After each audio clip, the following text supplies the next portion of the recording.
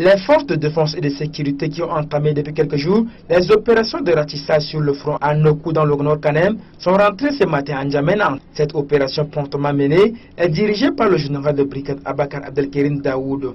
Ils sont au total 156 prisonniers de guerre capturés dans les rangs du Front pour l'alternance et la concorde au Tchad.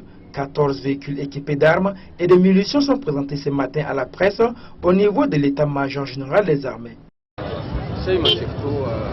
Pour l'instant, nous pouvons vous assurer qu'il n'y a rien d'inquiétant du côté sécuritaire. Nous avons passé au pays fin les coins de la localité pour les capturer. La tranquillité et la sérénité doivent régner. Nous avons bouté de très loin et ils n'ont pas la capacité de nuire. La plupart des éléments du front pour l'alternance et la concorde au Tchad sont tchadiens et ils ont été enrôlés dans leur rang contre leur volonté. La lutte que nous menons, c'est pour la paix et la stabilité des peuples tchadiens.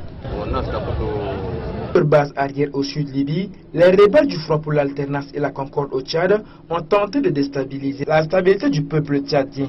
Dans le rang de ces prisonniers de guerre, des conseillers et combattants des opérations qui ont échoué sur le théâtre des opérations. Cette entrée triomphale des forces de défense et de sécurité a été saluée avec faste en toile de fond une liesse populaire.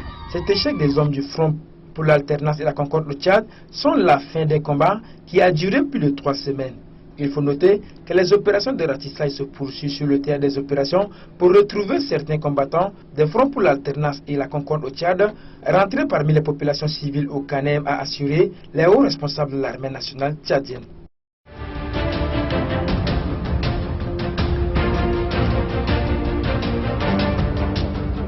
L'Union générale des institutions de soutien à la langue arabe au Tchad a organisé ce samedi 8 avril une conférence débat au sein du siège de l'institution située dans le 5e arrondissement de la ville de N'Djamena. Cette conférence a pour but de renforcer l'esprit patriotique et la cohabitation pacifique. C'est dans le cadre de la campagne dénommée Au Tchad je t'aime que cette union a initié une table ronde intitulée Réconciliation nationale et dialogue. Pour la conférencière Dr Awatif Oulesh Aouda, la jeunesse tchadienne et la société civile ont un rôle capital dans la réconciliation et la cohabitation pacifique. Quant au deuxième intervenant, le ministre de la Réconciliation nationale et du dialogue, Cheikh Ibn Omar, le Tchad étant un pays laïque a connu plusieurs conflits depuis les années 60 jusqu'à nos jours. Son département doit œuvrer pour le vivre ensemble.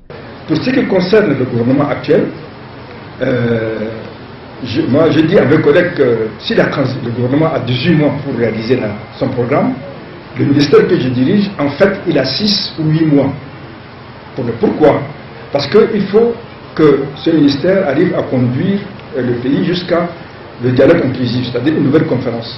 Cette nouvelle conférence va faire une nouvelle constitution, une nouvelle code électoral, une nouvelle CENI, peut-être même un nouveau gouvernement, peut-être un nouveau premier ministre, avant d'aller aux élections. Ça ne va pas se faire 3 mois ou 4 mois avant les élections. Il faut que ça se passe au moins 6 mois ou 8 mois avant les élections. Donc je dis, moi j'ai au maximum 8 ou 10 mois pour réaliser mon programme.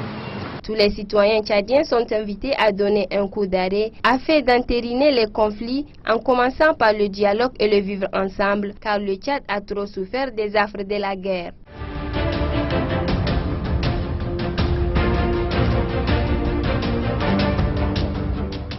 Le Zakat al-Fitr, c'est un acte prophétique que le prophète Mohammed sallallahu alayhi wa sallam a demandé de tous les fidèles musulmans, soit femmes, hommes, grands, petits, chacun va faire sortir un sa.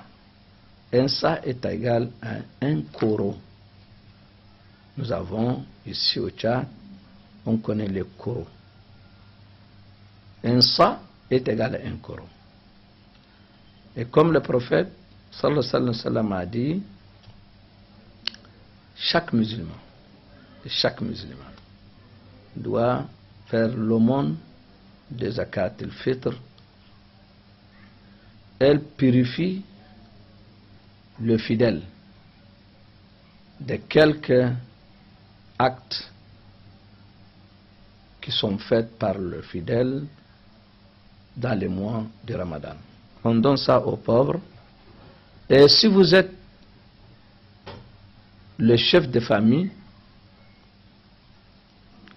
et vous avez le moyen, c'est obligatoire de faire sortir pour vous un coro, pour vos enfants chacun un coro, pour votre femme ou vos femmes.